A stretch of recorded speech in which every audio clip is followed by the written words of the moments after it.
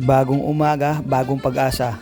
Ako nga pala si Brian, isang simpleng tao na patuloy na lumalaban sa hamon ng buhay. Araw-araw dala ko ang paniniwala na bawat pagsikat ng araw ay may bagong biyayang naghihintay.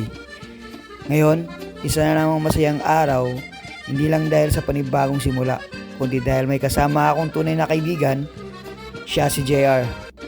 Hindi lang basta kaibigan, kundi isang kapatid na hindi kadugo, pero dama ko ang tunay na malasakit at samahan. Mula pa noong 2018, sa hirap at ginhawa, sa tagumpay mo ng pagkabigo, hindi siya nawala sa akin. Ang lahat ng laban sa buhay ay naging mas magaan dahil may isang tulad niya na handang makinig, sumuporta at hindi nangiwan. Ang pagkaibigan namin ay patunay na hindi lahat ng kayamanan ay nasusukat sa pera.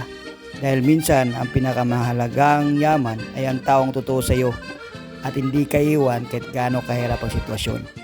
Kaya ngayon, pinagdiriwang namin, hindi lang ang araw niya, hindi ang araw namin, isang pag-ibigang patibay sa amin. Nagbibigay pag-asa at patuloy na nagbibigay ng inspirasyon.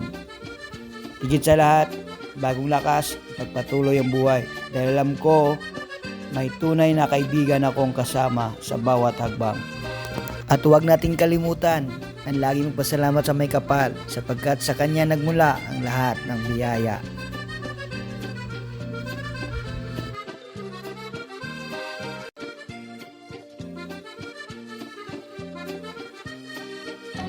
Birthday niya, oh. Aba, bumili ng laptop.